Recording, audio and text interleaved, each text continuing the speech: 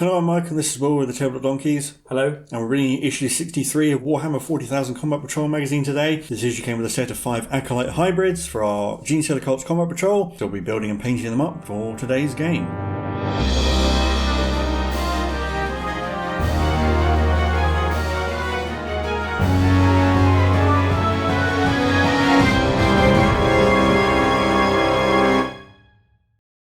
So looking through the build guide, the Acolyte Hybrid kit also makes hybrid metamorphs, which are very similar but do have some different parts. So you want to follow this guide closely to make sure you use all the correct ones, also to make sure they're correctly set up for this combat patrol. So you do have a fair few options for heads. Acolytes are first and second generation hybrids, so they look the most alien.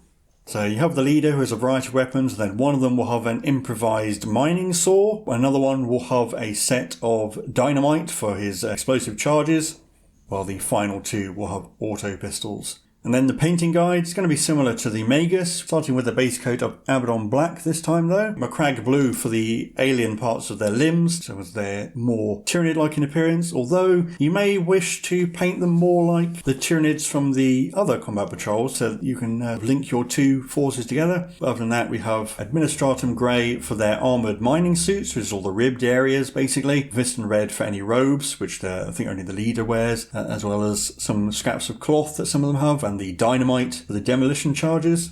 Wraithbone for any fleshy hands and heads, Petrogem Flesh for any belt pouches, Leadbelcher for all the mining tool, any pistols and some of the pipe work around their armour, Screamer Pink for any tongues, Corax White for the leader's bone sword, and Retributor armour for the cult trinkets some of them wear, and also the cowling for the saw, Outland Sunset for any lights, and the fuel tank for the rock saw, Caliban Green for the lash whip that the leader has, Abaddon Black for their claws, and straps on any goggles.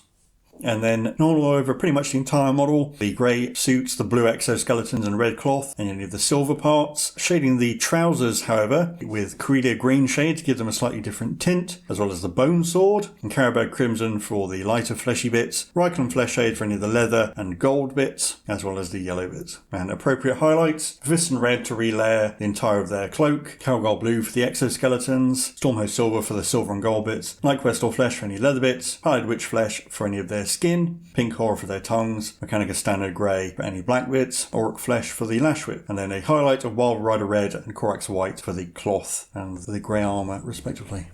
So you can see them completed up to this point. And then we have backstory on the cult operatives, who will be the various high-ranking members of a cult who carry out the Patriarch's will. They tend to be highly skilled at stealth and sabotage and various other operations. And there's a wide variety. Some of them are skilled gunfighters, inspiring leaders or tacticians. Others are stealth specialists or hackers, demolition specialists and so forth. And each operative usually excels in their given role due to their genetic traits from their extra Xenos DNA. We can see a few of them here. We have the Reductus Saboteur, who are the sabotage and demolition experts, charged with sabotaging key infrastructure or laying minefields. The Sanctus are assassins, often with using either sniper rifles or poisoned blades, capable of sneaking in and getting close to the target and striking swiftly. The Biophagus are skilled in medicine and science, capable of creating biological weapons and so forth. And the Locus, who act as bodyguards for other cult operatives, have supernatural speed that they will use to defend their charges. And then we can have a name generator for the Genestealer Cult units, so it's another table for you to roll and to come up with names for your units. You have names for the unit leaders and a unit epithet, and you've got the collection article for the Acolyte Hybrids. Again, come up with their preferred way of going about combat, their name, and when you've built, painted and played with them. And finally, their datasheet. But I'll hand you over to Will, and you can take us through that. So of course, in order to try out our new Acolyte Hybrids, we'll have to have a look through their data sheet. So they have a 6-inch move, they are toughness 4 with a 5+ save, they have 1 wound each, a leadership of 7+ and an OT of 2. They all have auto pistols as ranged weapons, which are 12-inch range, 1 attack, that hits on a 4, strength 3, AP 0, 1 damage, and with the pistol rule. And one of them also has some demolition charges, which are are an assault weapon with blast, hazardous, and one shot. One shot means it can only be used once per battle, and it has a 6-inch range, d6 plus 3 attacks that only hit on 5s, but they are strength 12, AP -2, and 2 damage each. Then the leader has leader cult weapons, which have 5 attacks that hit on 3s, strength 5, AP -2, 1 damage. One of the models has a heavy mining tool, which is 2 attacks that hit on 3s, strength 10, AP -2, 3 damage, and the remaining 3 models have cult claws and knives, which are 3 attacks that hit on 3s, strength 4, AP -1, and 1 damage. They have the deep strike ability, which is actually common to all of the Genestealer Cults units, apart from the vehicles, and cult ambush, which will get explained later. And their own rule is vile insurrectionists, where they can reroll hit rolls of 1, and if the target is in range of an objective marker, they reroll wound rolls of 1 as well. And they are an infantry unit, but not a battle line. And we have their introductory scenario called Destroy the Suppression Field, where the Magus is leading a unit of Acolyte Hybrids deep into the bowels of an Imperial facility in order to try and destroy a psychic suppression generator during their uprising, but then when they're down there they encounter some Chaos Space Marines. So as it says, we'll set up the battlefield as shown over leaf, placing 4 pieces of terrain and an objective in the centre of the map. And here is the map using Battle Map 1. The Genestealer Cults deployment zone is in the top left, the Chaos Space Marine deployment zone is in the top right, and there are 4 pieces of terrain shown here. These are all barricades, but it does say previously that you can use any terrain features. This is just where they go. The Genestealer Cults player deploys the 5 Acolyte Hybrids and the Magus in their deployment area, and the Chaos Space Marine player gets a Hellbrute and a single unit of 2 Legionaries, and they roll off to see who goes first. The game lasts for 4 battle rounds. At the end of each battle round, the player who controls the objective gains a victory point, and obviously if the victory points are equal, it's a draw. And a tutorial for the hybrids. The demolition charge, as it says, is a one-shot weapon, but that's to compensate for the fact that it's extremely powerful if it actually hits. But helping it to hit will be the vile insurrectionist rules, rerolling 1s to hit and then wounds as well if the target is on an objective. And lastly, as usual, we have the victory outcomes, so you can have a read of those, but we'll get the game set up and get straight on with it. So we've set up the battlefield with 4 pieces of terrain. We decided to go with some line of sight blocking terrain to give the Genestealer Cults a little bit of cover. The Chaos Space Marines end up going first. You can see the objective in the centre of the board, and then the armies deployed. And we did actually swap round the orientation of the board, just because I'm on this side of the board and it was a little easier for me to reach. Here you can see the new Acolyte Hybrids. So the leader is the one in the front left, or then the one with the heavy mining tool, and the one with the demolition charge is on the right of the front rank, and then the 2 others at the back. Yeah, I haven't attached the Magus to the unit. She can normally, but wouldn't actually benefit them being attached in this scenario, and having it unattached gives me a little bit more flexibility, I guess. And opposing them are 2 Chaos Space Marines and the Hellbrute. We went for 1 Chaos Space Marine with a bolter and 1 with a chainsword and pistol. And it doesn't specify about rules like faction abilities and command points and so forth, but usually we don't get them in these games, so we're not going to include them. And it specifies that we roll off to see who goes first. The Chaos Space Marines roll a 6 to the Genestealer Cults 1, so it'll be Chaos turn 1. And the Chaos Space Marine units are just going to move forward, and the front Legionary with the bolt gun can see the Acolyte Hybrids, so shoot at them. 2 shots hitting on 3s, 1 hit. The Acolyte Hybrids are toughness 4, so it'll be winning on a 4. It did not. And that was the end of Chaos turn 1, on to Genestealer Cults turn 1. So Acolytes are going to move up. Fortunately, the Hellbrute will be just out of range of the demo charges, so I'm not going to advance them. And instead, I'm going to shoot my pistols at the Chaos Marines and hopefully charge them. Also pistols on the Chaos Marines, hitting on 4s, re-rolling 1s because of the vile insurrectionists. On that one, into a hit. 3 hits, wounding on 5s, but re-rolling 1s because the Chaos Marines are on an objective. Now we've got a wound. With a 3+ save. Saved. The Magus, 1 shot on a 3, hits, wounds on a 5, nope. And then the Acolytes are going to charge just the Chaos Marines, needing about 6. No, not with 2. So that will be the end of the turn and the end of the battle round, at which point the objective is scored and the Chaos Marines have 5 OC on it to the Genestealer Cults, while that 1 hybrid is in range, so it'll be 2. So a point to the Chaos Marines as we head into Chaos turn 2. Well, there's not much else for it. We're just going to move straight up into the face of the Genestealer Cults and then shoot and charge them. We're just going to shoot everything at the hybrids. We'll start with the Hellbrute because he has a blast weapon and there are 5 of them. D3 shots plus 1 for blast, so that's only 2, which hit on 3s. 1, wounds on a 2 because it's strength 8. No, it didn't. And then it is hazardous all the time, so on a 1, no, it's fine. And then we have 3 shots from the Chaos Marines, 2 bolt guns and a bolt pistol, which all hit on 3s. 2 hits winning on 4s, both of them do. 5+ armour saves. Fail both, or lose the 2 regular dudes. And then both units will charge the hybrids. I mean, the Hellbrute doesn't need to roll. I'll do the Chaos Marines just in case they get a bigger roll. 1 8. So So everybody goes in like that. Well, I suppose I'll fight with the Hellbrute first. 5 attacks with the Hellbrute Hammer, hitting on 4s. 3 hits. 2s to squish, because it's strength 14, AP -3. Yep, that's all from dead. And the 2 Chaos Space Marines, because they haven't fought yet, can actually pile into the Magus. They obviously couldn't have charged her because they didn't declare a charge target, but piling in is unrestricted and they can still fight her. 4 attacks with the Astartes Chainsword on 3s. 3 hits, wounding on 3s because she's only touches 3. 2 wounds at -1. 6+ save. Nope, down to 2. And 3 attacks from the Bolt Gunner on 3s as well. Oh, only hits once, so not going to kill her.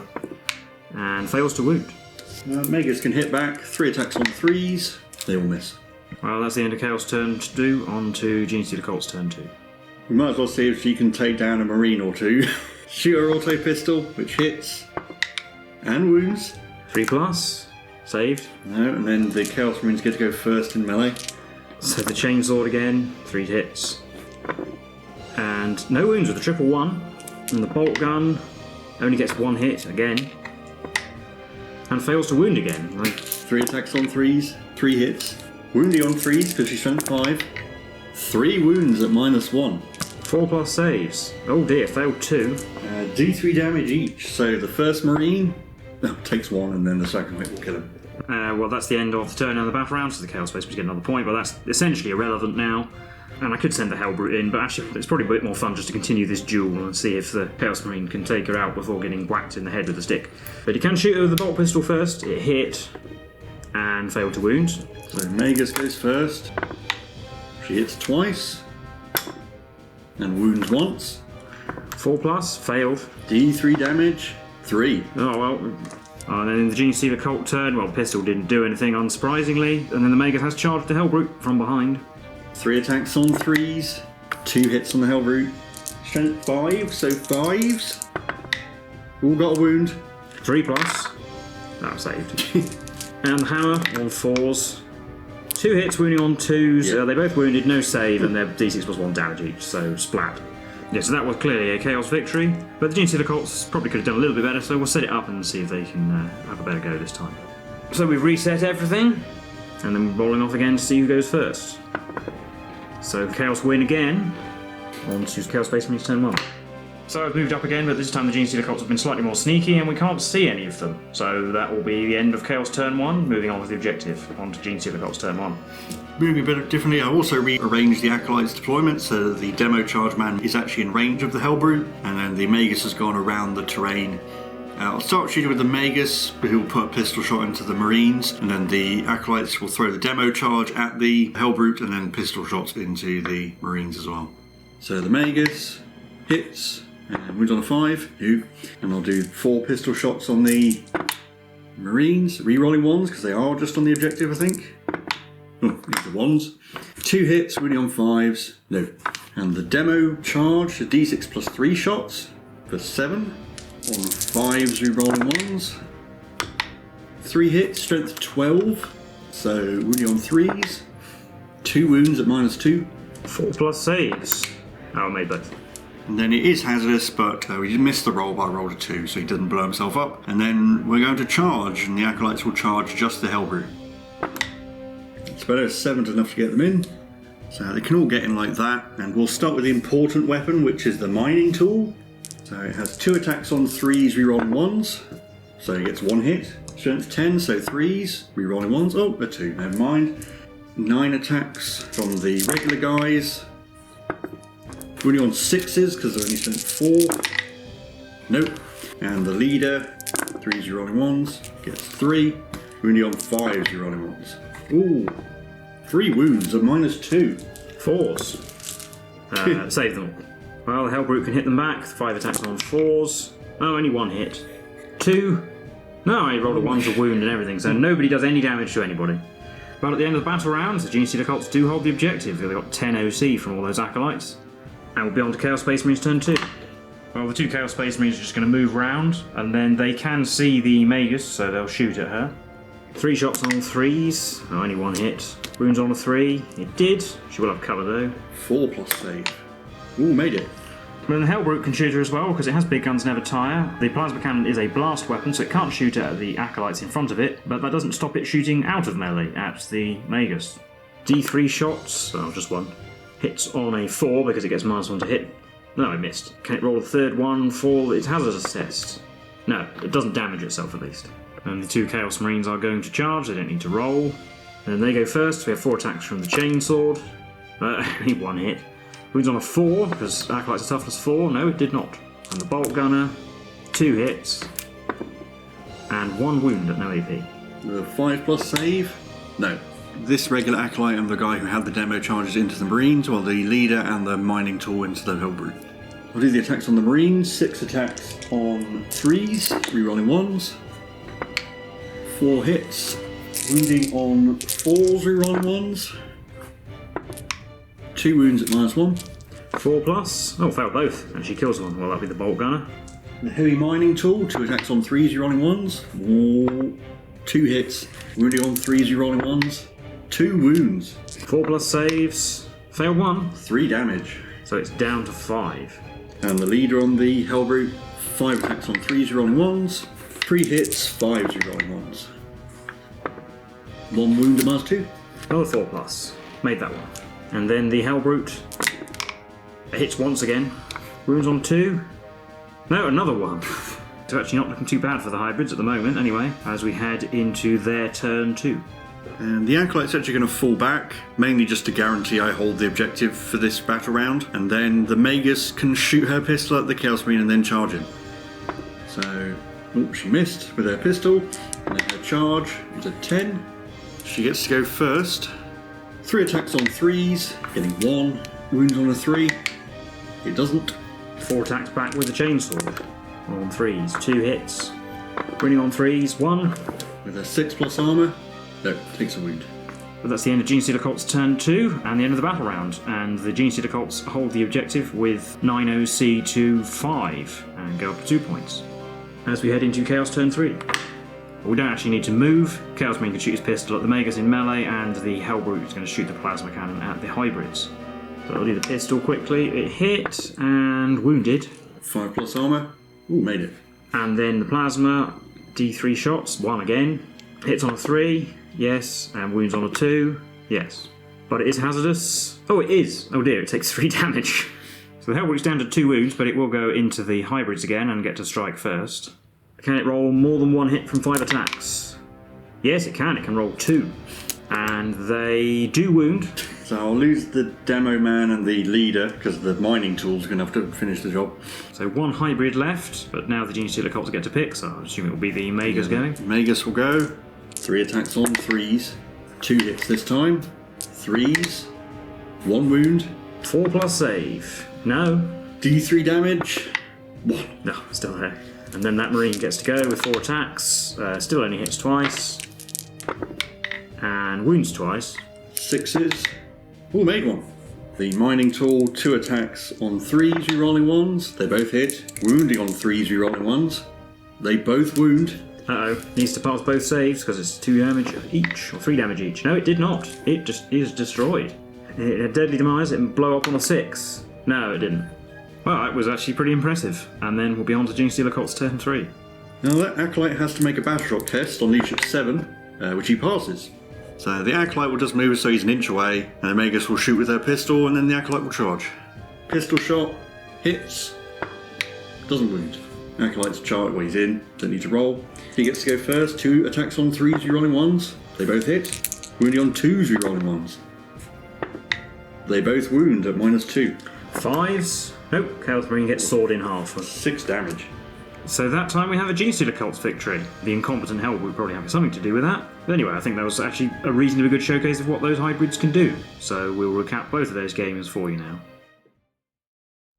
So that was the game from issue 63 of Warhammer 40,000 Combat Patrol magazine. How did you think that went? I think the first game is probably a better demonstration of what would actually happen most of the time. The second game showed that the Genestealer Cults can win, but that's really just because the Hellbrute did really badly and did almost as much damage to itself as the Genestealers did. Yeah, I think it got 4 hits out of 15 attacks hitting on 4s, and then 2 of those it rolled 1s to wound. And I think the Chaos Marines rolled fairly badly as well. Yeah, in melee they were actually fairly useless. There was quite a lot of 1s and 2s to hit hit and wound from them as well. And then again, the demolition charge didn't do anything, and the mining tool probably did about average, actually, getting a couple of wounds per combat. Obviously, there's quite a lot of rules we haven't got yet that will benefit the Acolytes, well, like the Cult Ambush and the fact they can deep strike. They don't have to run across the board and get shot to bits, because they're obviously relatively fragile, particularly against a lot of small arms fire, like the full Legionary squad or the Eldari Guardians or something. Yeah, I think the Acolytes are a good showcase of how Genestealer Cults generally are, that they can be very high damage but are very fragile. Yeah, and attaching the Magus to them doesn't really benefit them at all unless you happen to be fighting a unit with a psychic ability. Yeah, and there is a stratagem that applies to the unit that's attached to the Magus that lets them reroll hit rolls and wound rolls of 1, which they already reroll hit rolls of 1, and if you're fighting on an objective you get the wound rolls as well. So they didn't get a huge amount of benefit. Obviously the Demolition Charge is the biggest beneficiary of the rerolls because it only hits on 5s normally, which is really not brilliant. I suppose it's because of the fact that it's quite hard to lug a large bundle of dynamite at something. It seems a weapon that could spike. You'll roll really well for it and do a ton of damage, but a lot of the time it's really not going to do that much. Unfortunately, they use the older version of the Acolytes. In the full rules now, there are actually 2 versions, one with auto pistols and one with hand flamers, and the hand flamer unit gets the mining tool and the violence directionist rule, while the auto pistol unit gets the demo charge. So this is kind of a weird unit. I think also you'd usually run 3 mining tools, which if you had 3 of them fighting a vehicle with their violence directionist rule, then they can do quite a lot of damage. Yeah, like a few of the combat patrols. This is the older combat patrol, which came out before they got their codex, so some of the rules did change a fair bit, but the combat patrol rules itself didn't change, and you can still actually get them on the Warhammer community website, and they're still the old version. Also, this issue is actually extremely good value for money because Acolytes, I think, are one of the most expensive kits based on how many points they are to field, mainly because the kit comes with the parts for 2 different types of Acolytes and also the hybrid metamorph, very similar unit, they just look more Tyranidy. So I suppose you're paying for those extra parts you're not actually going to use, but you'll get tons of spares. You can definitely make them all look unique because you're going to have a lot of them probably. Yeah, I think perhaps of all the factions in this magazine run, the Genestealer Cults, possibly tied with the Astra Militarum, get the most value because the kits are similar savings. For example, 10 Legionaries or something, it's the same sort of percentage saving, but you're probably going to need a lot more Genestealer Cult models for a Genestealer Cults force, and so picking up multiple copies of this issue and indeed the ones with the Neophyte Hybrids probably saves you the most overall making your army, because unless you skew into vehicles or bikes or something, then Genestealer Cults could easily be 80 to 100 models. Yeah. And I do really like the aesthetic of them, actually.